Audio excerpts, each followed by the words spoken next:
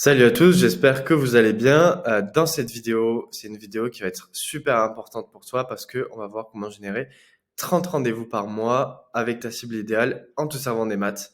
Donc, pas de souci, si t'es pas fort en maths, moi non plus, c'est niveau sixième. Donc, j'espère que ça t'a apporté. Vraiment, cette vidéo, elle va changer ton business en termes d'acquisition. Donc, tu vas pouvoir générer un rendez-vous par jour, si ce n'est plus. Avant de commencer, j'aimerais juste vraiment te demander un like pour me pousser à faire davantage de ce type de vidéo parce que cette vidéo elle va être une masterclass vraiment. À la fin de cette vidéo, si tu prends bien des notes, si tu appliques bien ce que tu dis, à ce que je dis, pardon, tu n'auras plus jamais de problème pour générer des rendez-vous pour ton business et pour vendre ton offre. Donc like cette vidéo, abonne-toi et c'est parti. Donc déjà, première chose, on va comprendre qu'est-ce qui t'empêche de booker 30 appels par mois. En fait, la prospection, c'est top pour obtenir des calls avec des prospects qualifiés parce que c'est un canal d'acquisition prédictible. Dire que voilà, enfin, on va voir comment le rendre prédictible, mais ce qu'il faut comprendre, c'est que tout doit être exécuté à la perfection. Si une pierre manque à l'édifice, tout s'écroule. Par exemple, donc il y a plusieurs critères à prendre en compte pour que un funnel de prospection fonctionne. C'est faire en sorte d'avoir une bonne offre, c'est d'avoir un bon ciblage, c'est d'avoir un message qui convertit, d'avoir une bonne délivrabilité et bien gérer les réponses et ensuite convertir correctement ces réponses-là en meeting.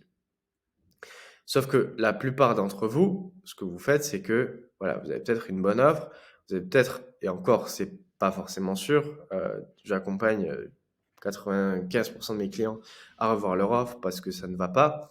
Euh, Comment avoir un bon ciblage, ça globalement ça va avec les bonnes méthodes. Comment envoyer le bon message, encore une fois, ça c'est parfois compliqué, mais grosso modo ça va aussi. Et à partir de la délivrabilité, souvent on voit que ça commence à pêcher parce que on ne sait pas forcément comment scaler sa prospection, comment gérer ses réponses, encore moins. Et du coup, pour avoir des meetings, des réponses qui transforment en meetings, c'est de plus en plus compliqué. Donc le but, c'est vraiment de, euh, de bien exécuter toutes ces parties-là. Voilà, donc ce que je dis, c'est que si tes mails partent en spam, donc sur la délivrabilité, on a 90% de meetings en moins parce que euh, les gens ne voient pas nos messages, donc notre prospection elle est inefficace. Si tes leads ne sont pas pertinents, donc vis-à-vis du ciblage, on aura 100% de meetings pas qualifiés, donc c'est pas ce qu'on veut. Si le copy ne résonne pas, on aura 90% de meetings en moins parce que les gens ne voudront pas prendre rendez-vous avec nous, ne verront pas la valeur de notre offre et donc on n'obtiendra pas de meeting. Donc, il faut vraiment être sûr d'exécuter parfaitement toutes les étapes pour vraiment réussir en prospection. Ça, c'est vraiment la clé, c'est réussir toutes ces étapes-là et en avoir conscience qu'il faut bien réussir ces étapes. Donc, deuxième étape, on va développer une thèse marketing pour améliorer nos résultats. Et si on n'a pas déjà des résultats, on va voir comment mettre toutes les chances de notre côté pour avoir des bons résultats. Donc avant de commencer notre prospection, on doit développer notre thèse marketing comme à l'université. On doit créer une thèse sur qui cibler, quels sont leurs désirs, leurs points de douleur de notre cible, qu'est-ce qu'on leur offre et comment présenter notre offre. Ça nous servira à augmenter notre taux de conversion et si on n'a pas ça précisément en place, donc ces 4 points-là, en fait, on ne peut pas obtenir des résultats parce que si on ne cible personne, on ne peut pas connaître leurs désirs et donc on ne peut pas faire une bonne offre et donc on ne peut pas présenter la bonne offre aux bonnes personnes. Donc, voilà, il faut vraiment s'assurer d'avoir tout ça en place. Comment estimer la performance de nos campagnes? C'est déjà lancer une campagne, une première campagne, et utiliser cette formule. Donc ça nous permettra de pouvoir analyser nos résultats et donc les améliorer par la suite. Donc pour calculer le taux de meeting booké, donc MB c'est meeting booké, euh, LC c'est leads contactés, RO c'est la résonance de notre offre. Donc RO, donc résonance de l'offre, c'est le niveau d'intérêt que ton audience porte à ton offre, classé de 1 à 0,1 et 0,1 c'est le plus faible. Donc on a besoin vraiment pour maximiser le nombre de meetings bookés, il faut s'adresser à la bonne audience avec la bonne offre, car si on s'adresse à la bonne audience, par exemple, avec la mauvaise offre, on va pas booker de meeting, pardon. Et si on s'adresse à la mauvaise audience avec une bonne offre, ça va toujours pas closer parce que ça matche pas. Donc le but, c'est d'avoir la bonne audience pour la bonne offre et maximiser la résonance de notre offre. On va voir comment faire ça après. Donc, comment analyser la résonance de son offre? C'est par exemple, voilà, tu lances une campagne de prospection et tu t'aperçois que tous les 5000 prospects contactés, donc c'est énorme, tu as un meeting booké. Si tu as une résonance de l'offre moyenne, c'est un meeting booké tous les 500 prospects contactés. C'est une très bonne résonance de ton offre, c'est un meeting booké tous les 50, 20, 50 prospects contactés. Donc, si on prend, un exemple d'une résonance d'offre moyenne, pardon, pas faible, c'est que tous les 1000 prospects contactés, avec une résonance de l'offre à 0, non, donc résonance de l'offre faible, pardon, une résonance de l'offre faible à 0,1 fois 0,5, ça fait 5 meetings bookés. Donc, pour récupérer cette data sur la résonance de l'offre, on va aller voir les clients qu'on a, ou on peut demander à des personnes qu'on connaît de notre marché, qu'est-ce qu'ils ont essayé avant vis-à-vis de notre solution pour régler en tout cas le problème que nous on résout, quel est leur objectif en travaillant avec nous, qu'est-ce qui pourrait rendre l'achat irrésistible, qu'est-ce que je peux faire dès maintenant pour rendre mon service meilleur. En fait, tout ça, c'est des infos qu'une fois qu'on a, on peut l'utiliser simplement pour savoir, ce que j'ai marqué là, c'est ce que veut notre audience et qui est notre audience et comment présenter ça à notre audience. C'est-à-dire que voilà, moi par exemple, j'ai une agence, j'ai besoin de plus de clients et quelqu'un vient me voir en disant, voilà, j'ai la stratégie exacte pour les agences comme toi. Je caricature bien sûr, mais la stratégie exacte pour les agences comme toi pour que tu puisses avoir plus de clients, donc gagner plus d'argent, eh bien forcément ça convertit davantage que si tu te dis, voilà, je peux te faire gagner plus de clients et que tu me dis, c'est pour, enfin, tu gagnes plus de clients, mais c'est pas un funnel spécifique pour toi, par exemple. Donc oui, ça peut impliquer de changer légèrement d'offre et de targeting.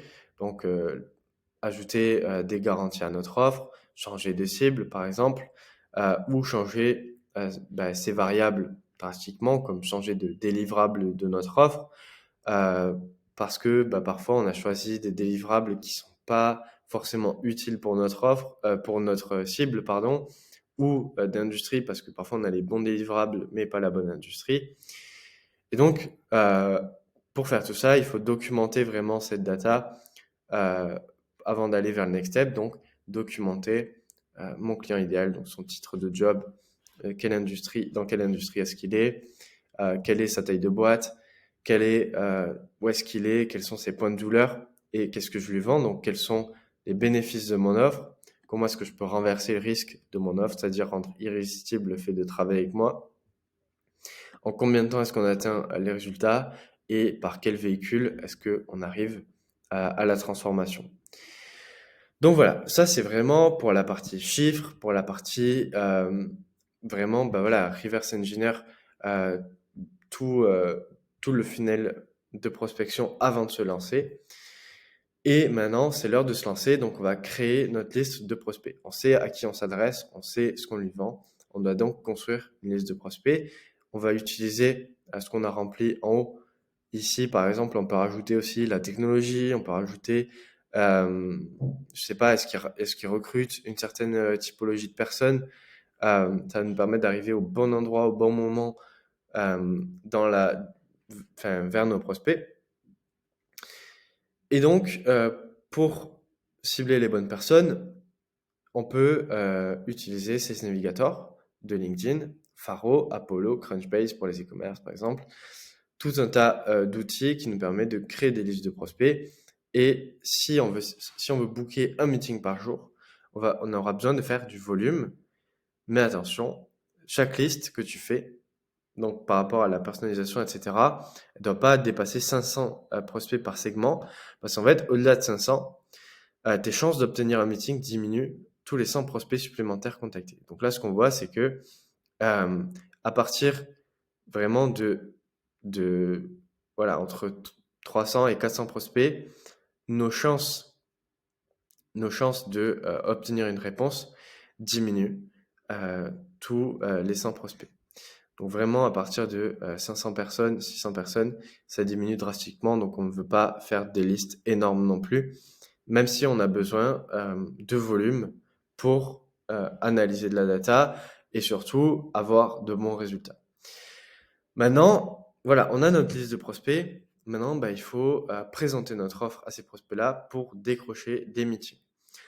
Donc, pour faire un bon message, on utilisera la structure 3C, contexte, pourquoi est-ce qu'on contacte la personne, qu'est-ce que tu dis, je prouve que tu peux m'écouter, et call to action. Par exemple, donc attention, c'est pas un message à copier, c'est une structure que j'ai prise, je ne dis pas que c'est la meilleure, je ne l'ai pas testée, mais en tout cas, c'est une structure que vous pouvez reprendre. En tout cas, reprendre la structure, pas forcément le message. Bonjour First Name, j'ai remarqué que vous aviez lancé des ads, donc ça c'est le contexte. Donc je me suis dit que je pouvais apporter de la valeur.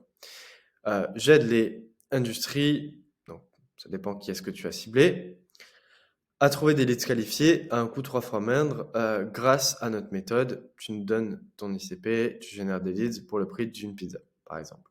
Est-ce que je peux vous envoyer plus d'infos pour savoir comment est-ce que ça fonctionne? Là, on aurait pu,